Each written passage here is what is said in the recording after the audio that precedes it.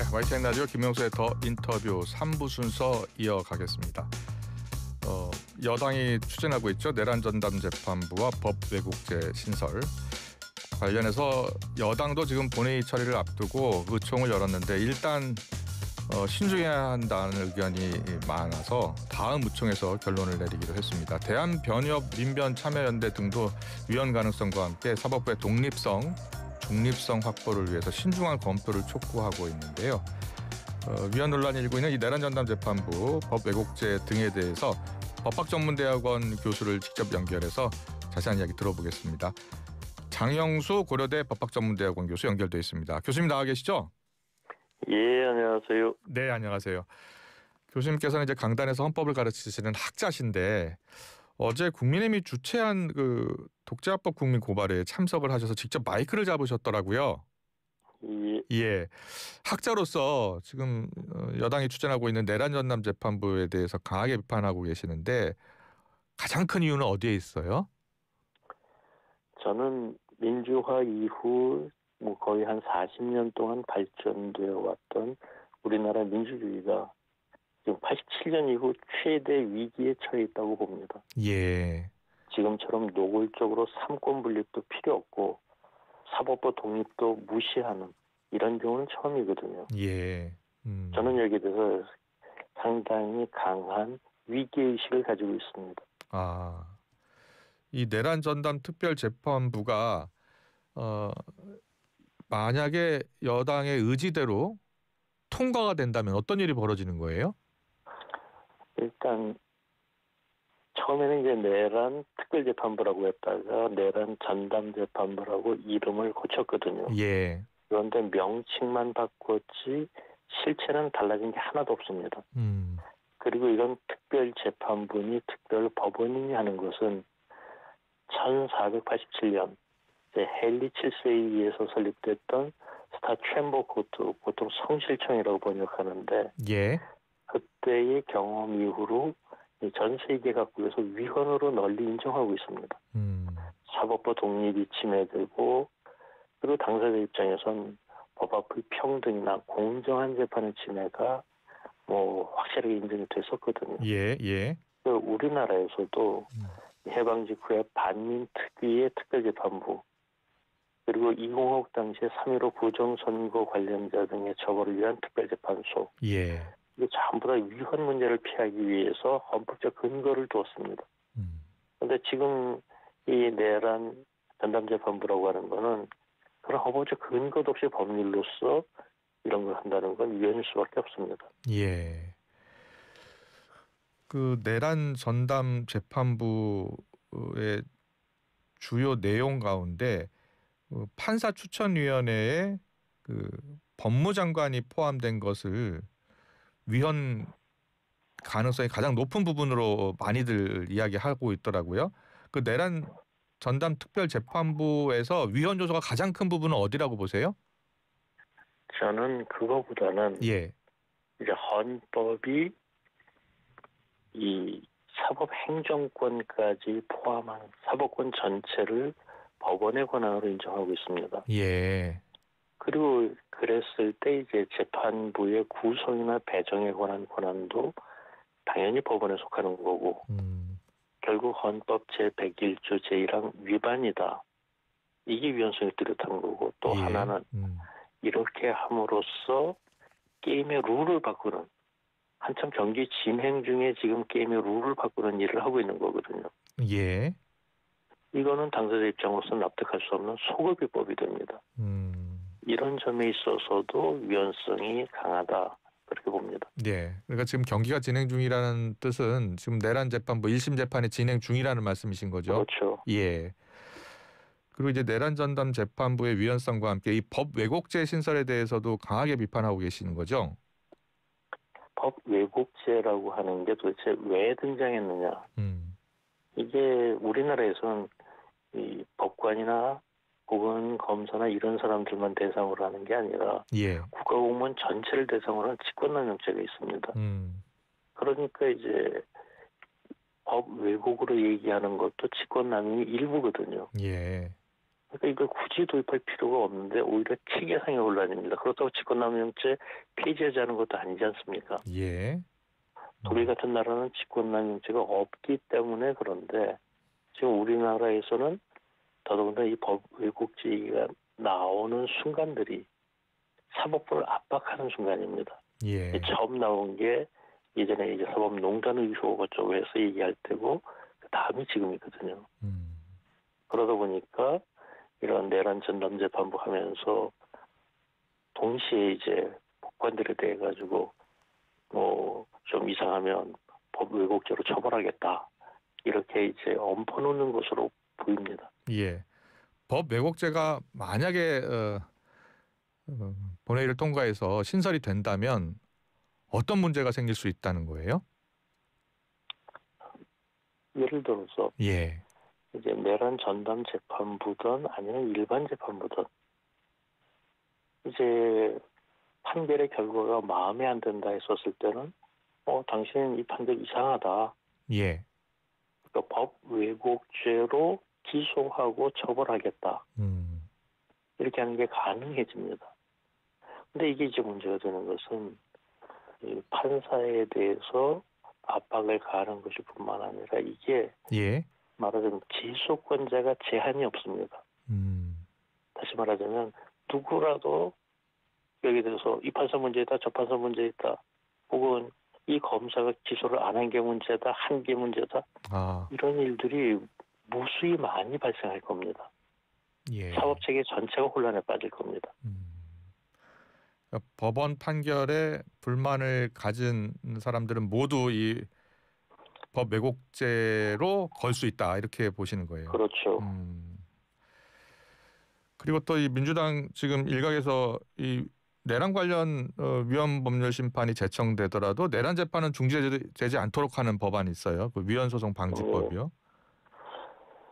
이것도 지금 추진하는 단계인데 일단 법사위를 통과한 것은 아니고요. 예, 근데 지금 여기 있어서는 일단 이 내란 소송 방지법과 예. 재판 중지 방지법은 구별해야 될 것 같습니다. 예. 지금 소송 방지라고 하는 위헌 소송을 방지하겠다라고 하는 것은 결국 이 내란 문제에 대해서는 아예 위헌 소송을 하지 마라. 예. 그런데 내란 재판부법이나 이런 것에 위헌적인 요소가 있더라도 위헌 소송하지 마라. 예. 이건 굉장히 심각한 문제지 않습니까? 이럴 경우에 있어서는 예. 이거는 헌법 자체가 무력화되는 겁니다. 예. 결국 위헌인데 위헌 소송하지 말라는 꼴이 되는 거니까요. 예.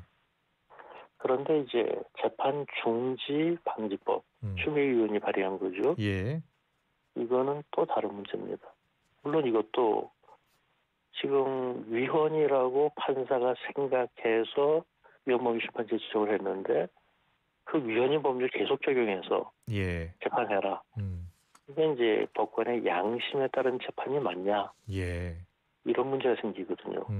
이것도 위헌 소지가 있지만 아까 말씀하신 위헌 소송 방지법이라고 하는 건 이거보다 훨씬 더 심각한 문제고 예. 이건 절대로 있어서는 안 된다. 만약에 이것까지 한다고 그러면 그럼 민주당이 스스로 위헌 정당이 되겠다. 이런 얘기밖에는 안 된다고 봅니다. 예. 지금 이제 민주당의 입장을 보면요. 민주당의 입장은 이런 거예요. 국민이 선출하지 않은 권력인 사법부가 편파 판결을 할 때 이를 견제할 수단이 없다라는 거예요. 이 민주당의 주장에 대해서는요. 예. 예. 그런데 여기서는 매우 심각한 오해가 있는 것 같습니다. 예. 이 삼권 분립을 얘기할 때 이 입법, 행정, 사법을 우리가 나누는 것은 각각의 성질이 다르기 때문입니다. 예. 예를 들어서 국민의 의견을 최대한 수렴해서 국민의 의사에 부합하는 법률을 만드는 이게 입법이지 않습니까? 예. 그리고 입법에서는 그런 국민의 의사에 가장 부합하기 위해서 민주성이 제일 중요합니다. 네. 반면에 행정은 수많은 국가 사무들을 빠르고 정확하게 처리를 해야 됩니다.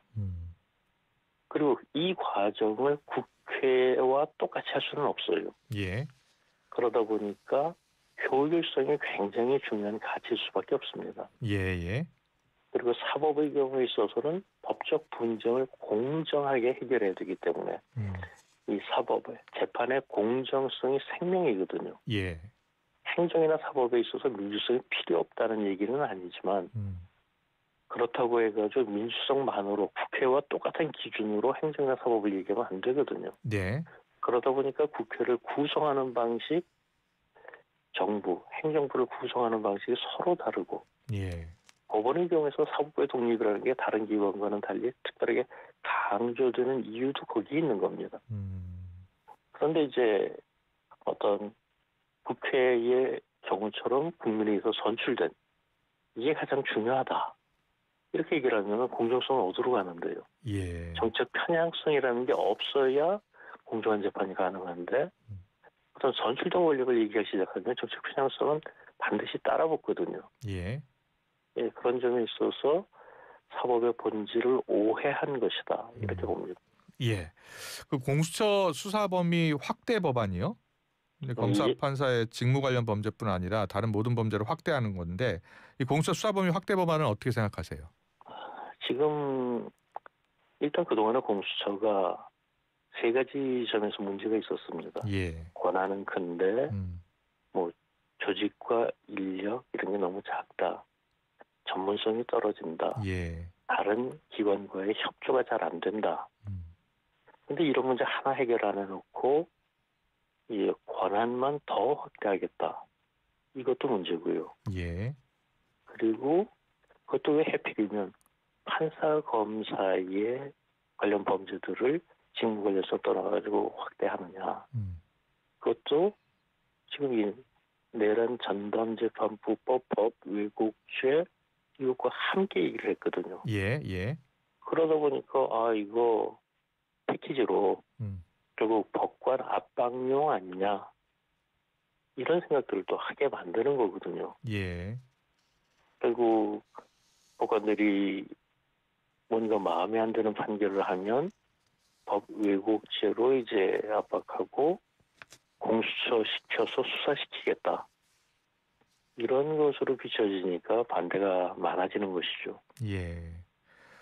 그렇다면 지금 여당이 이 내란 전담 재판부 설치, 법 왜곡죄, 공수처 수사 범위 확대를 추진하고 있는 가장 근본적인 이유는 어디에 있다고 보시는 거예요?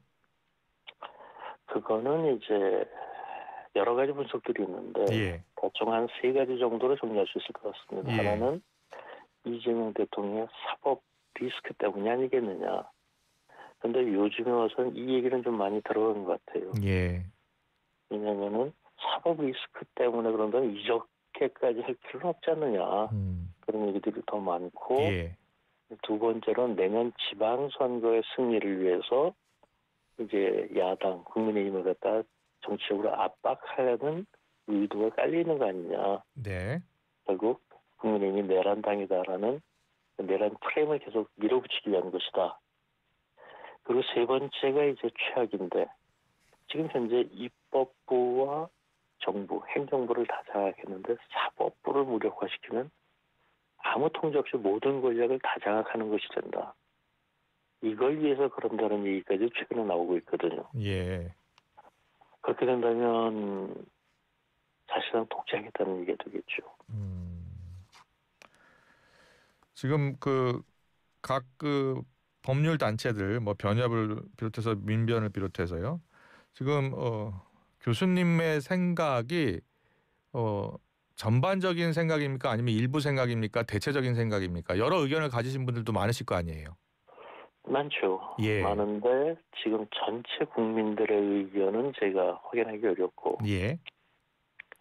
이제 법학 내지는 법조계에 있는 그런 분들 중에서는 우려를 가지고 있는 분들이 다수인 것 같습니다. 예. 그러니까 지금 말씀하신 단체들 중에 민변 같은 경우는 사실 이 민주당 정부에 대해서 굉장히 우호적인 단체지 않습니까? 예. 그런데 거기서까지도 우려를 얘기했다는 건 그만큼이나 이 법 전공자들, 이 법조계에서까지도 이 문제를 심각하게 보고 있다. 이렇게 봐야죠. 예. 그런데 지금 민주당의 입장은 위헌 법률 소지를 최소화해서 어떻게든지 내란 전담 재판부를 비롯해서 사법개혁 법안을 통과시키겠다는 의지거든요. 예, 예. 그렇다면 지금 국민의힘 같은 경우에는 절대 의석수가 부족하잖아요. 그렇죠. 어떻게 할 수 있을까요? 일단 이 최소화라는 말 자체가 좀 모순입니다. 예. 위헌이거나 아니거나거든요. 예. 근데 소지를 최소화한다는 게 위헌이 아니게 하겠다는, 음. 그렇다면 좀 묘하게 뉘앙스가 다릅니다. 예. 결국은 위헌적인 소지가 좀 남아있더라도 밀어붙이겠다. 위헌 소지를 완전히 털고 가겠다면 몰라도 예. 그건 좀 곤란한 거 아니냐. 이 점 말씀드리고 싶고. 예. 그리고 지금 여야 간의 정치적 힘의 차이, 이 힘의 격차는 의석수에 나타나듯이 현저하게 차이가 크거든요. 예. 그러니까 이제 국회 내에서 의결 과정을 통해서 야당이 여당을 저지한다는 현실적으로 어렵고, 예. 결국 위헌법률 심판 등의 헌법소송, 그리고 주권자인 국민들에게 직접 호소하는 것, 예. 이것만이 남아있는 수단이 아닐까 싶습니다. 예. 이거를 만약에 위헌심판 제청을 하면 헌재에서 받아들일 것으로 보시는 거예요? 받아들여야 된다고 봅니다. 예. 왜냐면은 지금 위헌성이 너무 뚜렷하고, 네.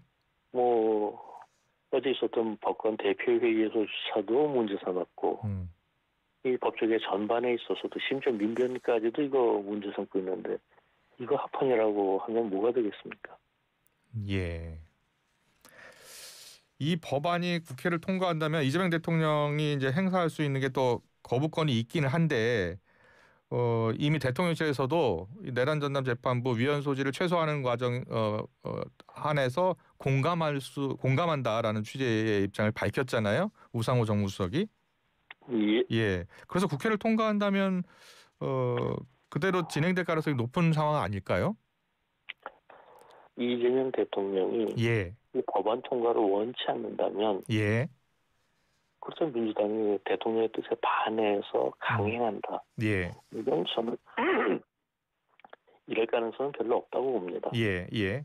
결국 이 대통령이 법안 통과의 의지가 있기 때문에 민주당도 같이 이제 호흡을 맞춰서 그렇게 하고 있다. 그렇게 보는 게 맞고, 예. 그렇기 때문에 법률안 거부권 행사는 생각할 필요가 없다고 봅니다. 예. 거부권 행사 가능성은 낮다는 것이죠. 예. 예, 그렇죠. 예. 거부권 행사할 필요 뭐 있습니까? 그렇게 해가지고 예컨대 대통령과 여당 사이에 있어서 무슨 이 갈등이 있는 것처럼 이렇게 비춰질 필요도 없고, 예. 그냥 이거 당분간 좀 보류했으면 좋겠다 말 한마디 하면 민주당이 따를 텐데요. 예. 그거보다는 조금 이제 이 위헌 소지를 좀 줄이기 위해서 최선의 노력을 다했다라고 모양새를 갖추는 예. 그런 정도가 아닐까 싶습니다. 그래요. 예. 일단은 민주당의 입장은 이번 의총에서 의견을 모으지 못했기 때문에 다음 의총에서 의견을 모을 것이고 최소화해서 일단 본회의에서 통과시킬 그런 계획을 갖고 있는 것 같습니다. 앞으로 이 내란 전담 재판부 설치, 법 왜곡죄, 또 위헌소송 방지법 관련해서 어떻게 전개될 것으로 예상하고 계시고 어떻게 대응하실 생각이에요?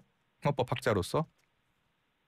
저는 이 특별재판부로 처음 얘기 나왔을 때 문재인 정부에서도 이제 사법농단 의혹 당시에 특별재판부 구성 들고 나왔다 위헌 논란에 휩싸이면서 포기했습니다. 예. 그리고 이재명 정부 들어서 초기에 특별재판부 얘기하다가 똑같이 위헌 논란 하면서 이게 수면화로 가라앉았었거든요. 예. 그런데 최근에는 이걸 전담재판부라고 이름만 바꾸고 똑같은 내용을 훨씬 더 강하게 푸시하고 있습니다. 예. 그래가지고 이제 법사위까지 통과를 시킨 거고요. 이런 상황에 비춰본다면 위헌성을 몰라서 여기까지 끌고 온 것 아니고 예. 뭔가 이제 강한 의지가 바탕에 있기 때문에 여기까지 온 것이기 때문에 이거 쉽게 포기할 것 같지는 않다. 예. 그렇다면은 결국은 조금 더 완화된 형태가 될지는 모르겠지만 이제 타이밍을 조절하고 있는 상태고 조금 이제 이런 것의 위헌성 시비가 가라앉으면 뭐 바로 본회의 통과시킬 가능성이 매우 높다고 보고 저는 그런 상황이라면 결국은 헌법소송, 연봉유 심판이나 위헌소원이나 이런 쪽으로 갈 수밖에 없다. 예. 그렇게 생각합니다. 예. 알겠습니다. 오늘 말씀 잘 들었습니다. 여기까지 듣겠습니다. 고려대학교 법학전문대학원 장영수 교수와 함께했습니다. 고맙습니다. 예, 감사합니다.